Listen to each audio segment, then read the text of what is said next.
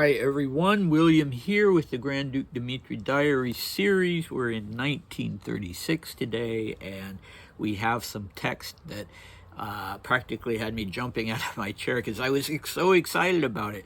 And I don't know if you're going to be excited about it or not. From the perspective of a historian, it's pure gold. A novelist, maybe less, but it's really a treasure trove to me. And the really good thing about it too is that it's all Dmitri. You know, I'm not seeing the influence of Kazembek in this. A little bit, of course, but not so much. And yeah, as I read it, those of you who watched the series for 1921, you can pretty much draw a straight line going from this in 1936 back to 1921, which is an interesting thing to do. Okay, our recap.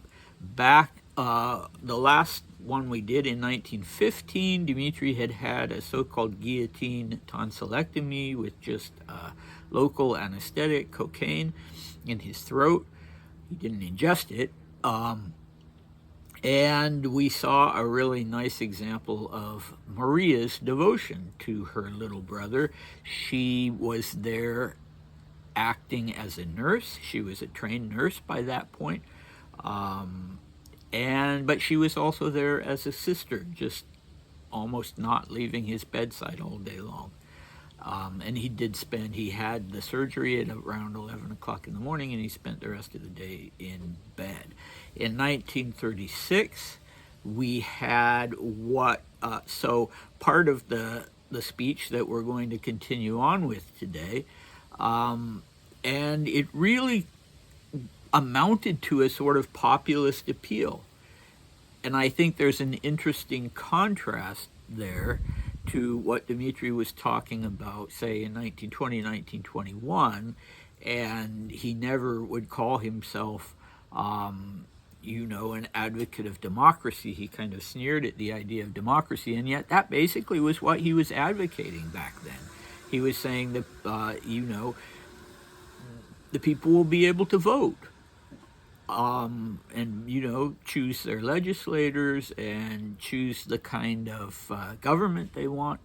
So this is very different, and this is really Kazembek, this sort of populist appeal and saying, come to the party on the basis of patriotism and the Russian soul, and the form of government is predetermined.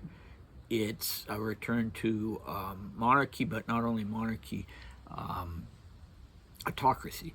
Okay, so, and then he talks about the lies of our opponents, of young Russia's opponents, to whom he is so he's referring to the right wing of the Russian immigration, and that will become even more clear this time.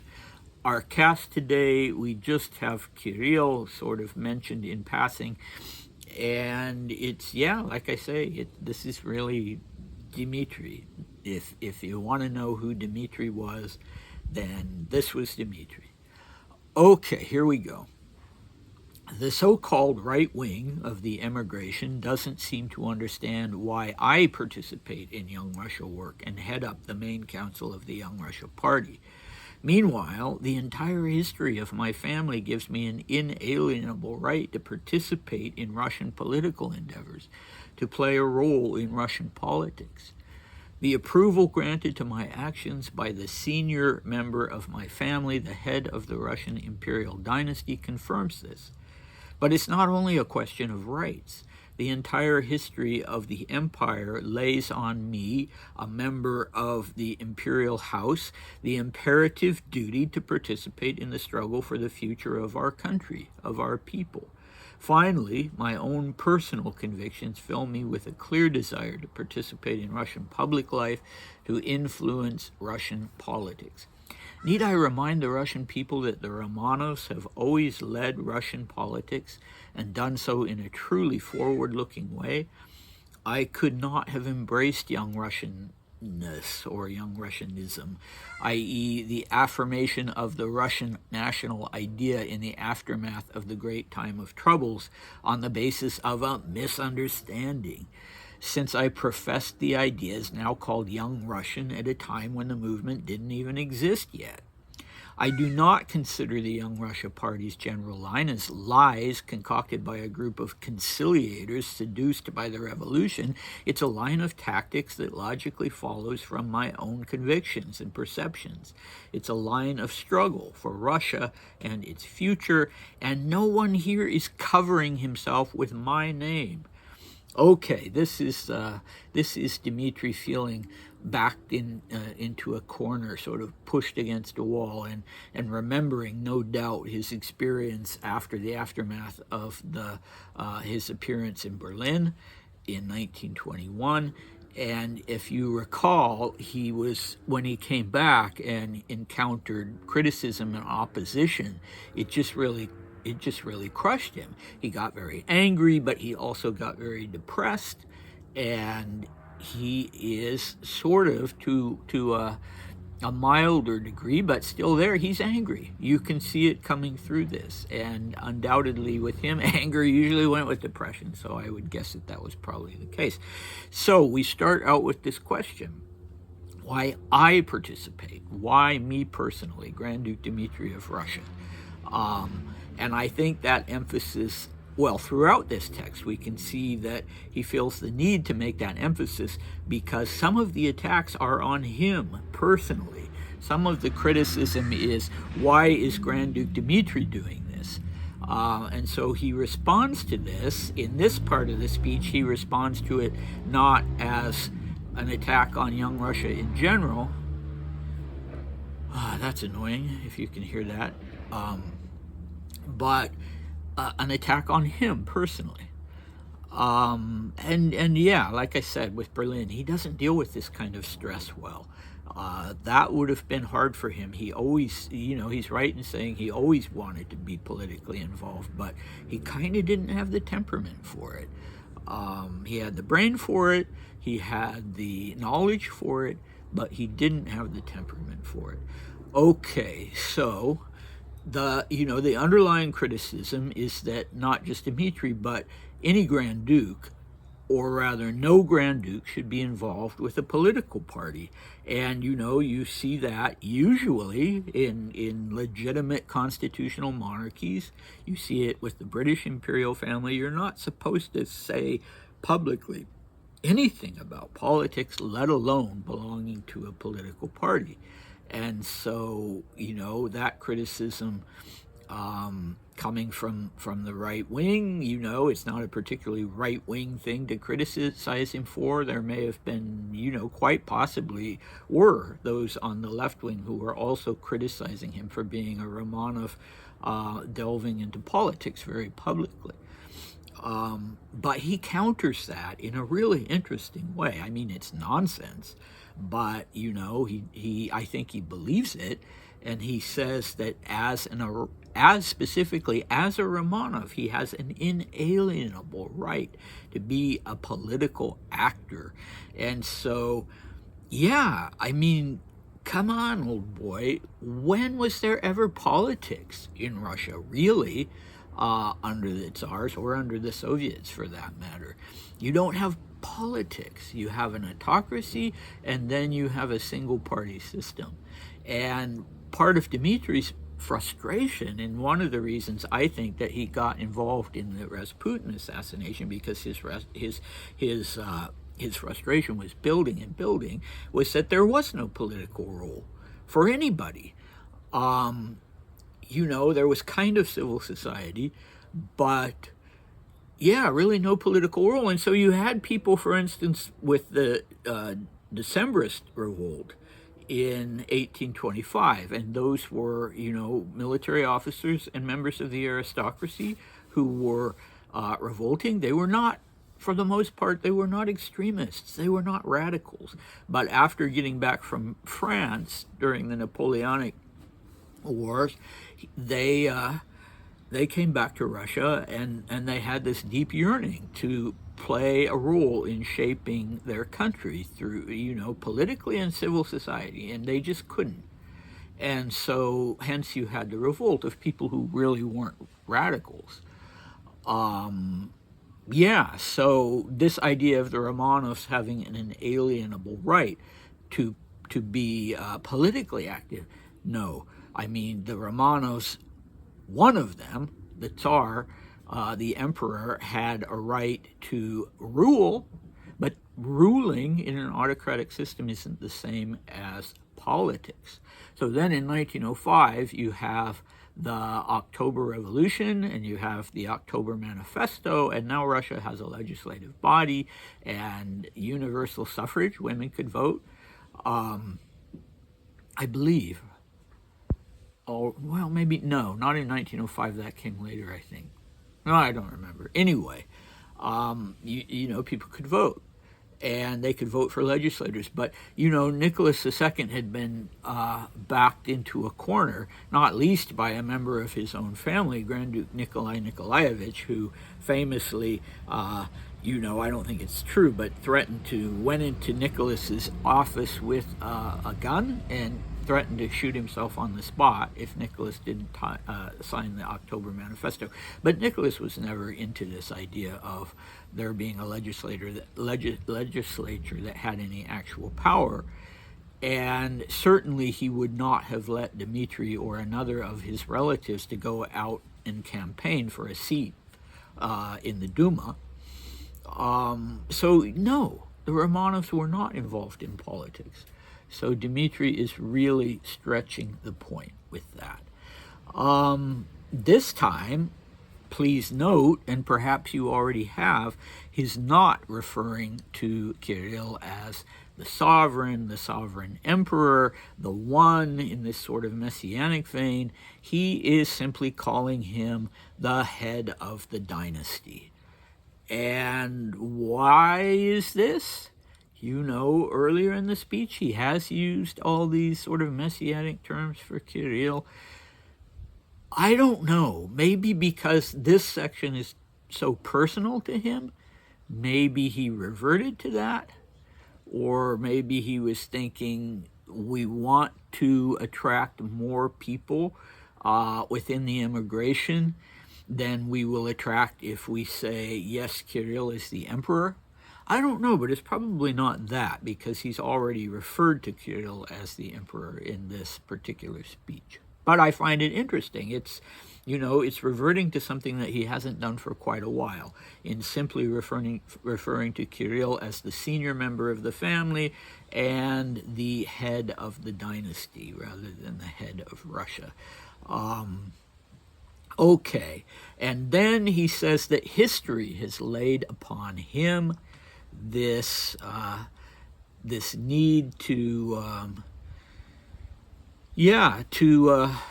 be involved. So again, this time it's not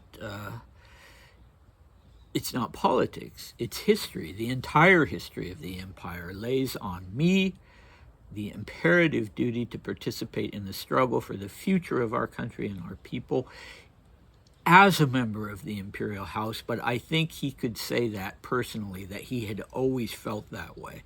He'd been one of the few, not one of the only, but one of the few in the Russian imperial family who had been looking to the future and wanting there to be reforms, and he was stymied in that by the system.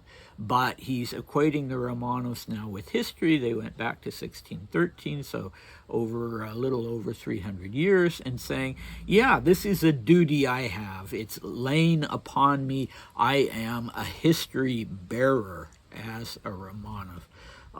Okay, so that's interesting. Then he talks about his personal conviction, which was always to be involved in politics, and that was 100% true. And, when he talks about, you kind of roll your eyes, right? When he talks about the Romanovs having ruled in a truly forward-looking way. Well, no, there were some who were looking forward. There was Dmitri's grandfather, Alexander II. There was Dmitri's great-grandfather, Alexander's brother, Konstantin Nikolaevich, even more so than Alexander. He was the driving force behind the great reforms. And there was Peter the Great. And aside from that, you didn't really have any forward-looking people, because, when the great reforms occurred, serfdom was ended. You had the reform of the military. You had the reform of the educational system. You had so many important reforms, and Constantine was the driving force behind almost all of them. And Dmitri refers in various places to his grandfather, Alexander II, as the Tsar liberator. He didn't come up with that term because of the liberation of the serfs, but he was so proud of that. And, but really it was his great-grandfather, Constantine. But the only thing that hadn't been, the thing that most desperately needed reform, aside from the end of serfdom, and the only thing that didn't end up being reformed, was the autocracy itself. And it came so close because Alexander had actually signed documents paving the way for a constitutional monarchy. Believe it or not, that happened. He signed those documents on the same day that he was assassinated by a terrorist group called Narodnaya Volya, the People's Will. And of course, Alexander III got rid of those, ripped them apart. I don't know if he literally did that, but that was that. There would be no reform of the autocracy. And, it was kind of late when Nicholas came around. I don't think he was a good emperor, but, a decent man, a good man. He wasn't a good emperor. But even if he'd wanted to, it was too late. It was too late. That reform of the autocracy into a constitutional monarchy simply should have happened during the period of great reforms with Alexander II, and it's a tragedy that didn't happen. And so ironic that it was a revolutionary group that ensured that Russia would remain an autocracy for the rest of the imperial period. So Dmitri refers to the time of troubles, which is interesting because historically, Smuta, the time of troubles, was the transition period in the early 17th century when Ivan the Terrible died without leaving any heirs. And so all kinds of people, kind of went rushing into that into that vacuum. And it lasted for about 30 years, and it was a horrible time for Russians of every class. And so when Dmitri uses this term, it's a very historical term, smuta, time of troubles, and he's using it, of course, for the aftermath of the revolution. Okay. So one of the things that some of the nicer people, whether they were on the right wing or the left wing, were saying, if you consider it nice, what they were saying about him is basically he's stupid. Basically he's naive. Okay, even if he's not stupid, he's very naive about what's going on with the Young Russia Party. He doesn't know sort of how sinister they are. He doesn't understand how much they're tied in with the Soviets.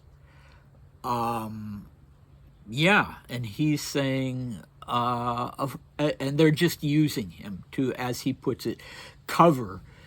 They're using his name. No one here is covering himself with my name, he says. So, no, he was not naive.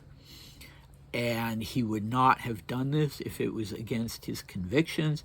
To a certain extent, he knew, we see this when Kazanbek writes to him in 1936 to talk about the order. He knew about the more troubling parts of Young Russia. He maybe was naive in the sense that he thought that could be taken care of. I mean, Kazanbek would never have allowed there to be more than a puppet autocrat under him. He was the one who wanted to be in charge. And I'm sure, Dmitri and him and he, well, they did in 1938, they did go their separate ways. But anyway, no, he was not naive. He knew the inner workings of the party, and he knew that that it had this pro-Soviet approach, and I think that's one of the reasons, not just because they thought it looked cool, but one of the reasons why they had these so clear, these outer trappings of fascism, with the armbands and the Roman salute and the big flag with the Maltese cross, all of that stuff. I think the reason they did that was because they wanted people from the right wing to come into the group, even though it was absolutely a pro-Soviet group, or at least they wanted to buffer themselves somewhat from that criticism that they were a pro-Soviet group by donning all these trappings of fascism. Okay, let's see. He's 100% right that his convictions before Young Russia came into existence were for this idea that things in Russia had to develop organically, that the emigres weren't going to be able to simply call the shots, that it had to happen within Russia itself. That was always his conviction. As I said, he had a more democratic idea of how that would work.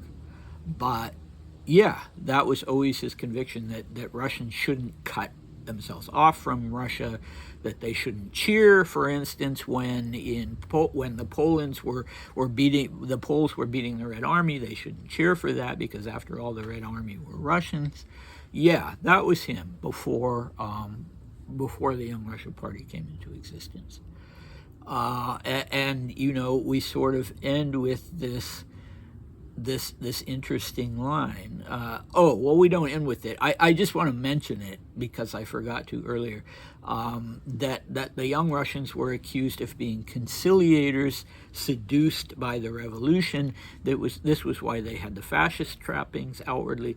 This is why they supposedly were using Dmitri to give the group the appearance of being not a Soviet group. Anyway, such interesting things. What do we have next time? Well, next time, as we continue on with this speech in 1936, we'll have a quote from Kirill talking about these things, a quote that he had made 11 years before in 1925, but still very interesting. And it dawns on me that I really need to look more into Kirill. I've kind of always been just dismissive of him. Ducky was clearly the more ambitious of the two, and the one with more sort of force of will and momentum and that sort of thing. But I haven't read My Life in Russian Service, his memoir, since the 1990s, and I remember thinking it was just kind of silly. But I need to read it. This is serious stuff. Okay, and when we go back to 1915 tomorrow, Dmitri is going to spend the day in bed. He's just had this surgery, but as I said last time, don't assume that's going to be a boring diary entry, because what's going to happen is we're going to have this parade of visitors. That's very interesting indeed. So if you had been around on that day in January 1915, if any of us go back in a time machine, we should go to 41, Nevsky 41, and just watch the stream of people going into the Sergei Palace. All right, I hope I've talked you into coming back for both of those, and I'll see you then. Bye.